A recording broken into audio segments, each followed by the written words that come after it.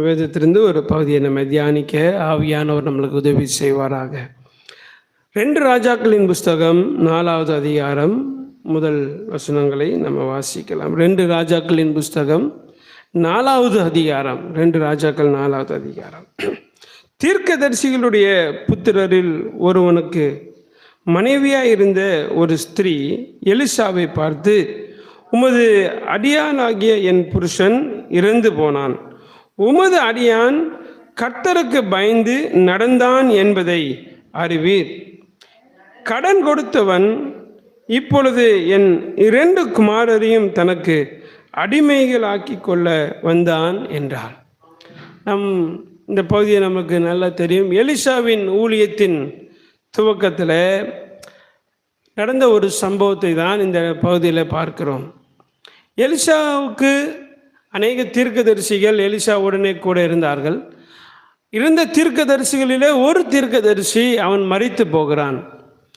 அவனும் கர்த்தருடைய ஊழியத்தை, தீர்க்க தரிசன ஊழியத்தை செய்து கொண்டு வந்தவன், கர்த்தருடைய ஊழியத்தை செய்து கொண்டு வந்தவன், கர்த்தருடைய வார்த்தையை நிறைவேற்றினவன், எலிசாவுக்கு பிரயோஜனமான காரியத்தை செய்து கொண்டு வந்த ஒரு நல்ல ஒரு ஊழியக்காரன். அவன் மரித்து போனான். இயற்கையாக எல்லோரும் மரிப்பது போல அவனும் மரித்து போனான். அவன் கர்த்தருக்கு பயந்து வாழ்ந்தவன் என்று சொல்லி அவனுடைய மனைவியே சாட்சி சொல்லுகிறான். பாருங்க, மனைவியோடைய சாட்சி என்பது ரொம்ப முக்கியமானது. மனைவியோடைய சாட்சி, ஒரு கணவனை குறித்து மனைவியின் சாட்சியும், மனைவியை குறித்து கணவனுடைய சாட்சியும் ரொம்ப ரொம்ப முக்கியம். பிள்ளைகளுடைய சாட்சி ரொம்ப ரொம்ப முக்கியம். தாய் தகப்பனை குறித்ததான பிள்ளைகளுடைய சாட்சி ரொம்ப ரொம்ப முக்கியம். என் அப்பா இப்படி, என் அம்மா இப்படி அப்படின்னு சொல்லி பிள்ளைகள் சொல்லுகிற வார்த்தைகள் ரொம்ப ரொம்ப முக்கியமானது, ரொம்ப ரொம்ப முக்கியமானது. அப்போ ஒரு மனைவியாக அவள் என்ன செய்கிறாள்? ஒரு அருமையான சாட்சியை சொல்லுகிறாள். என்ன சாட்சி? உமது அடியான் கர்த்தருக்கு பயந்து நடந்தான். அப்போ ஒரு குடும்பம் கர்த்தருக்கு பயந்து நடக்க வேண்டும் என்பதை வேதம் மிக தெளிவாக சொல்லுகிறது. ஆமென். கணவன் பயப்பட வேண்டும் கர்த்தருக்கு, மனைவி கர்த்தருக்கு பயப்பட வேண்டும், பிள்ளைகள் கர்த்தருக்கு பயப்பட வேண்டும். இந்த பயந்து நடக்கிற இந்த அனுபவத்தை கர்த்தர் விரும்புகிறார். ஆமென். எந்த குடும்பம் கர்த்தருக்கு பயந்து நடக்கிறதோ அந்த குடும்பத்திலே கர்த்தர் தம்முடைய காரியங்களை செய்ய அவர் வல்லவராயிருக்கிறார். ஆமென். அல்லேலூயா. அப்போ பயந்து நடக்கிற குடும்பத்தில் கடன் பிரச்சனை வராதா? வரும். பயந்து நடக்கிற குடும்பங்களிலே வியாதி வராதா? வரும். பயந்து நடக்கிற குடும்பங்களிலே உபத்திரம், போராட்டம், சஞ்சலங்கள், பாடுகள், இழப்புகள் வருமா? வரும். நிச்சயமாய் வரும். கர்த்தரை தேடுகிறவர்களுக்கு பிரச்சனை வருமா? வரும். ஆனா எந்த சூழ்நிலையில எப்படிப்பட்ட பாடுகள், உபத்திரவங்கள் வருகிறதோ அவைகள் எல்லாவற்றிலும் கர்த்தரே நின்று அவர்களை விடுவிக்கிற தேவனாய் இருக்கிறார். ஆமென். அல்லேலூயா. அப்ப பிரச்சனை, உபத்திரம், பாடுகள், கடன் பிரச்சனை, வியாதி, வறுமை, வெறுமை எல்லாம் வரது இயற்கை தான். அது தேவன் அனுமதிக்கிறார். ஏனென்றால் அந்த பாதையில் கடந்து போகும்போது தான் கர்த்தர் எவ்வளவு நல்லவர் என்பதை நீங்களும் நானும் உணர்ந்து கொள்ள முடியும், புரிந்து கொள்ள முடியும். கர்த்தர் அந்த பாதையில தான் நம்மளை என்ன செய்கிறார்னா அழகாய் உருவாக்குகிற நல்ல தேவனாக இருக்கிறார். ஆமென். சரி, அப்போ இப்படி போய்கொண்டிருக்கும் போது இந்த ஸ்திரீயோடைய வாழ்க்கையில் ஒரு பிரச்சனை வந்துருச்சு. என்ன பிரச்சனைன்னு, அவர் இறந்துட்டாரு. ஆனால் அவர் என்ன வாங்கியிருந்தார்? கடன் வாங்கியிருந்தார். நான் யோசிப்பேன், ஒரு ஆண் கடன் வாங்குவதற்கு மிக முக்கிய காரணம் அவன் தனிமையாக இருக்கும்போது ஒரு நாள் என்ன செய்யறதில்ல, கடன் வாங்குவதே இல்லை. ஒரு குடும்ப தலைவன் அவன் தனிமையாக, திருமணத்துக்கு முன்னாடி அதிகமாக கடன் பார்த்தீங்கன்னா குறைவு தான், ரொம்ப குறைவு. ஆனால் குடும்பம்னு ஆனதுக்கப்புறம் கடன் பார்த்தீங்கன்னா எப்படி இருக்குன்னு அதோடைய தொகை கொஞ்சம் ஜாஸ்தியாக இருக்கும். அப்படின்னா இவன் கடன் வாங்கினதுக்கு மிக முக்கிய காரணம் யார் தெரியுமா? குடும்பம் தான். அப்போ குடும்பம் தான் இந்த விஷயத்தில் கொஞ்சம் கவனம் செலுத்த வேண்டும். கடன் வாங்குவது தவறல்ல. வாங்கின கடனை அடைக்க முடியாத அளவுக்கு கடன் வாங்கக்கூடாது. நம்ம விரலுக்கு ஏற்ற வீக்கம் நம்மளுக்கு இருந்தால் போதுமானது. அந்த வாங்கின கடனை குறிப்பிட்ட நாளில் கொடுப்பதற்கு நிர்வாகம் நம்மக்கிட்ட இருக்கா இல்லையா என்பதை நம்ம யோசிக்கணும். இப்போ அநேக குடும்பங்களில் உள்ள பிரச்சனை என்னென்ன, அளவுக்கு மீறின கடனை வாங்குவது, அவங்க சம்பாதியத்துக்கு மீறின கடனை வாங்குவது, அவங்களால முடியாத அளவுக்கு கடனை வாங்கி முற்றிலுமாக இழந்து போய் நிற்கிற அநேக குடும்பங்களை நீங்களும் நானும் பார்த்து கொண்டு இருக்கிறோம். இன்னைக்கு பாருங்க, இலவசமாய் கடன் கொடுக்கறதுக்கு அநேக ஆப் வந்துருச்சு செல்போன்ல. ஒரு ஆப் ஆன் பண்ணி ஓகே பண்ணீங்கன்னா 30,000 50,000 1,00,000 உங்க அக்கௌண்ட்ல தானா வந்து விழுந்துரும். அப்போ அந்த பணத்தை அவன் வசூல் பண்றதுக்குள்ள உயிரை எடுத்துருவான். கடன் கொடுக்க மிகப்பெரிய ஒரு நெட்வொர்க்கே இருக்கு. இன்னைக்கு கடன் என்கிற வலை பிசாசு விரித்து அநேகரை அந்த கண்ணியில சிக்க வைத்து கொண்டிருக்கிறான். கவனிக்கணும், ரொம்ப கவனிக்கணும். என்ன ஆகும்னா, பெற்ற பிள்ளைகளையே கூட அடிமையாய் போகக்கூடிய ஒரு நிலைமையில அந்த சகோதரி தள்ளப்படுகிறார். பெற்ற பிள்ளைகள் 2 பசங்களையும் அவன் என்ன செய்கிறானா, கடன் கொடுத்தவன் அடிமையாக்கி கொள்ள பார்க்கிறான். அடிமைங்கன்னா நீங்களும் நானும் ஒரே வார்த்தையில் நம்ம அடிமைன்னு படிச்சிடுறோம். ஆனால் அடிமை என்றால் அவன் கடனை தீர்க்கிற வரைக்கும் அவன் வீட்டில் வேலை செய்யணும். என்ன வேலை கொடுத்தாலும் என்ன செய்யணும், என்ன வேலை கொடுத்தாலும் செய்யணும். குப்பை அள்ளணும் அள்ளணும், என்ன வேலை செய்யும், மாடு மேய்க்கணும் ஆடு மேய்க்கணும். அவனோட வேலையை அவன் செய்யணும். குறைந்த சம்பளத்தில், பெரிய சம்பளத்துல எல்லாம் இல்லை.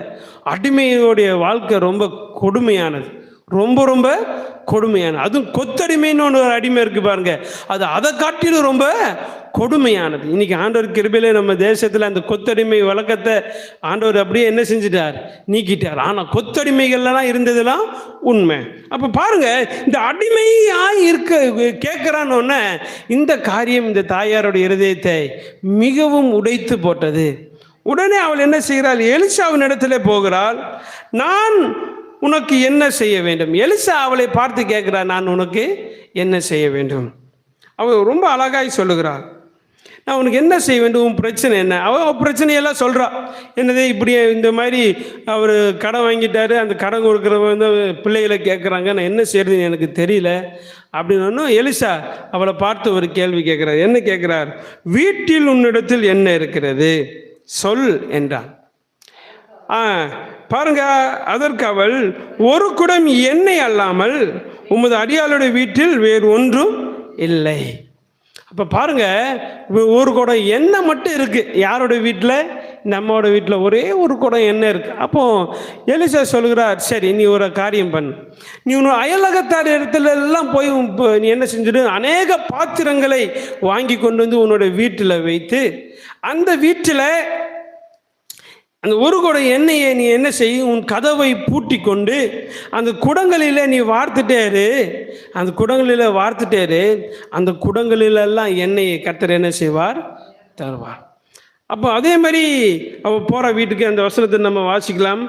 உள்ளே போய் உன் பிள்ளைகளுடனே உள்ளே நின்று கதவை என்ன செய், பூட்டு, அந்த பாத்திரங்கள் எல்லாவற்றிலும் வார்த்து நிறைந்ததை ஒரு பக்கத்தில் வை என்றால், அவள் அவனிடத்திலிருந்து போய் 5ஆம் வசனத்தில் தன் பிள்ளைகளுடன் கதவை பூட்டி கொண்டு இவர்கள் பாத்திரங்களை அவளிடத்தில் கொடுக்க அவள் அவைகளில் வார்த்தாள். அந்த பாத்திரங்கள் நிறைந்த பின் அவள் தன் மகன் ஒருவனை நோக்கி, இன்னும் ஒரு பாத்திரம் கொண்டு வா என்றாள். அதற்கு அவன், வேறு பாத்திரம் இல்லை என்றான். அப்பொழுது எண்ணெய் நின்று போயிற்று. பாருங்க, எவ்வளோ பெரிய ஒரு அற்புதத்தை ஆண்டவர் எலிசாவை கொண்டு அந்த விதவையினுடைய வீட்டிலே கர்த்தர் செய்கிறார். எவ்வளோ பெரிய அற்புதம். உடனே அவள் அது நிறைஞ்சதுக்கப்புறம் என்ன செய்கிறான், அவள் போய் தேவனுடைய மனுஷனுக்கு அதை அறிவித்தாள். அப்பொழுது அவன், நீ போய் அந்த எண்ணெயை விற்று உன் கடனை தீர்த்து மீந்ததை கொண்டு நீயும் உன் பிள்ளைகளும் ஜீவனம் பண்ணுங்கள். பெரிய ஒரு கிருபை. என்ன தெரியுமா? ஜீவனம் என்றால் வாழ்நாள் முழுவதும் வாழ்வதற்கான வழி. எப்போ இந்த 2 பசங்க பெருசாகி சம்பாதிக்கிற வரைக்கும் வாழ்நாள் முழுவதும் வாழ்வதற்கான வழியை கர்த்தர் அந்த சகோதரிக்கு உண்டாக்கி கொடுக்கிறார். ஆண்டவர் இந்த காலை வேளையில நம்மகிட்ட சொல்கிறார், உன்னோட வாழ்க்கையில இருக்கிற உன்னோட பிரச்சனைகள், உன் பாடுகள், உன்னோட பிரச்சனைகள் எல்லாவற்றையும் தீர்க்கதற்கு ஒரு நிச்சயமாய் ஒரு குடம் எண்ணெய் இருக்கும். அப்படின்னா அவளுக்கு அந்த பிரச்சனை தீர்ப்பதற்கு ஒரு குடம் எண்ணெய் இருந்தது. இன்னைக்கு உங்களுடைய வாழ்க்கையில, நம்மளுடைய வாழ்க்கையில பிரச்சனைகளை தீர்ப்பதற்கு என்ன இருக்கிறது என்பதை நீங்களும் நான் என்ன செய்யணுங்க, கவனித்து பார்க்க வேண்டும். ஆமென், அல்லேலூயா. நம்மளுடைய வாழ்க்கையில் இந்த பிரச்சனைகளை தீர்ப்பதற்கான ஒரு சொல்யூஷன் நிச்சயமா நம்ம வாழ்க்கையில் இருக்கும்.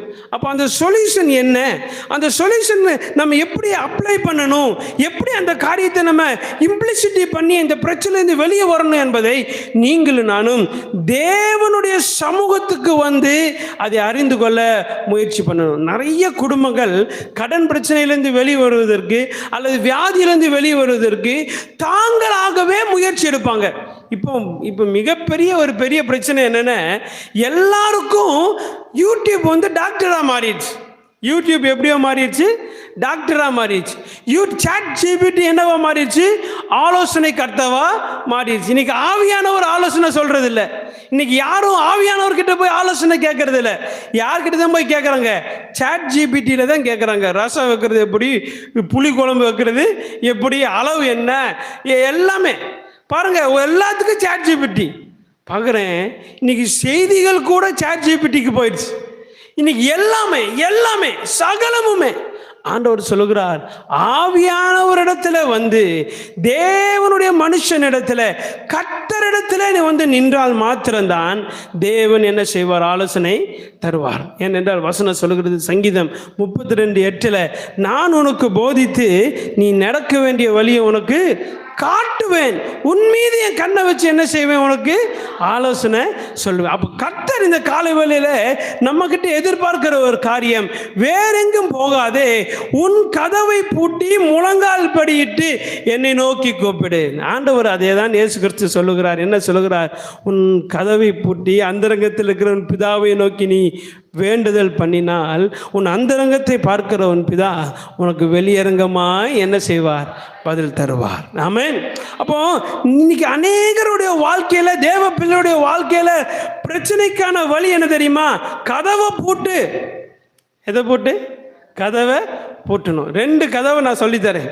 2 கதவை பூட்ட பழகிட்டீங்கன்னா உங்கள் வாழ்க்கையில் மிகப்பெரிய ஆசீர்வாதம் உண்டாகும். 2 கதவு ரொம்ப முக்கியமான 2 கதவு. 1, செல்ஃபோன்கிற அந்த கதவை என்ன செய்யுங்க, பூட்டுங்க. இன்னொன்று, இந்த இமைங்கிற கதவை என்ன செய்யுங்க, பூட்டுங்க. இது 2 ரொம்ப முக்கியம். இது 2 ரொம்ப முக்கியம். கண்களை மூடி, செல்போனை மூடி, தேவ சமூகத்தில் மாத்திரம் உங்களுடைய இருதயம் கர்த்தருக்கு நேரம் திறந்தா போதும், தேவன் உங்கள் வாழ்க்கையில் பெரிய காரியங்களை செய்வார். இயற்கைக்கு அப்பாற்பட்ட காரியங்களை உங்கள் வாழ்க்கையில் செய்ய அவரால் நிச்சயமாய் கூடும் என்பதில் சந்தேகம் ஒன்றுமே இல்லை. இந்த தாயாருடைய வாழ்க்கையில் அவங்க கதவை பூட்டினாங்க, எண்ணெய் அவங்க வாழ்க்கையில் பெரிய ஆசீர்வாதத்தை கொடுத்தது. ஆமென். உங்கள் வாழ்க்கையில் முழங்கால் ஆசீர்வாதத்தை கொடுக்கும். நீங்கள் முழங்கால் படிட்டு தேவ சமூகத்தில் கதவை பூட்டி கண்களை மூடி தேவ பாதத்தில் விழுந்து கிடப்பீர்கள் என்று சொன்னால் உங்களோட வாழ்க்கையில் பெரிய ஜெயத்தை நீங்கள் பார்க்க முடியும். ஆமென். அல்லேலூயா, அல்லேலூயா. உங்களுடைய பதில் வெகு தொலைவில் இல்லை, உங்கள் முட்டிக்கும் தரைக்கும் இருக்கிற அந்த தூரம் தான். உங்கள் முட்டிக்கு தரைக்கு எவ்வளோ தூரம், அந்த தூரத்தை நீங்கள் அடைந்து விட்டீர்கள் என்றால் நிச்சயமாக கர்த்தர் உங்களுக்கு ஜெயத்தை தருவார். அப்படி என்றால் முழங்கால் படியிடுங்கள், தேவ சமூகத்தில் முழங்கால் படியிடுங்கள். அவரை நோக்கி உங்கள் கரத்தை விரிங்க, அவரிடத்துல உங்கள் ஆத்மாவை உயர்த்துங்க, அவரிடத்துல கர்த்தாவே கர்த்தாவேன்னு சொல்லி அவரை நோக்கி கூப்பிடுங்கள். அசாத்தியமான காரியங்களை சாத்தியமாக உங்கள் வாழ்க்கையில் அவர் மாற்றி தருவார். ஆமென். அசாத்தியமான காரியங்களை சாத்தியமாய் மாற்றி தருகிற சர்வ வல்லமை உள்ள தேவன் உங்கள் வாழ்க்கையிலையும் அற்புதங்களை செய்ய அவரால் முடியும். அநேக நாள் தடைப்பட்டு இருக்கலாம், அநேக நாள் உங்கள் பிரச்சனை உங்களுக்கு மிகப்பெரிய ஒரு முல்லை போல இருக்கலாம். கர்த்தர் சொல்லுகிறார், முழங்காலை முடக்கு, உன் கதவை பூட்டு, என்னை நோக்கி கூப்பிடு, அப்பொழுது நீ அறியாததும் உனக்கு எட்டாததுமான பெரிய காரியங்களை உனக்கு நான் அறிவிப்பேன். செய்வேன். கர்த்தர் உங்களை ஆசீர்வதிக்கிற நல்ல தேவனாக இருப்பார். ஆமென். அல்லேலூயா, அல்லேலூயா. கர்த்தர் தாம் இந்த வார்த்தைகளை ஆசீர்வதிப்பாராக. கண்களை மூடி தலைகளை தாழ்த்தி நம்ம ஜெபம் செய்வோம். கண்களை மூடி. அன்புள்ள ஆண்டவரே, ஆசீர்வதிக்கப்பட்ட இந்த நாளுக்காக நாங்கள் நன்றி செலுத்துகிறோம். ஆண்டவரே, அந்த விதவை தாயோடைய வாழ்க்கையில என் தேவனாகிய கர்த்தர் பெரிய விடுதலையை கொடுத்தது போல, பெரிய ஆண்டவரே ஜீவனத்திற்கான வழியை உண்டாக்கி கொடுத்தது போல உங்க பிள்ளைகள் உம்மை நோக்கி கூப்பிடுறாங்கப்பா. கதவை அடைக்கிறாங்க ஆண்டவரே, முழங்கால் படிடுறாங்க ஆண்டவரே, கண்களை மூடுகிறார்கள் அப்பா, கரங்களை உமக்கு நேராய் விரிக்கிறார்கள் ஆண்டவரே. என் தேவனாகிய கர்த்தர் உங்க பிள்ளைகளின் ஆண்டவரே கூக்குரலின் சத்தத்திற்கு என் தேவன் பதில் தந்து நிச்சயம் என் தேவன் விடுதலை தருவீராக. அவங்க ஜெபங்களெல்லாம் என் தேவனாகிய கர்த்தர் நீர் ஏற்றுக்கொள்ள வேண்டுமாய் ஜெபிக்கிறேன். அற்புதங்களை செய்யுங்க, அதிசயங்களை செய்யுங்க, கைவிடாதிருங்கப்பா. காத்துக்கோங்க ஆண்டவரே. உம்முடைய கரத்தில் தாழ்த்தி ஒப்பு கொடுக்கிறேன். அன்பின் தேவன் நீர் ஆசீர்வதித்து வழி நடத்துங்க. இயேசு கிறிஸ்துவின் நாமத்தில் கேட்கிறோம் எங்கள் ஜீவனுள்ள நல்ல தகப்பனே. ஆமேன், ஆமேன், ஆமேன்.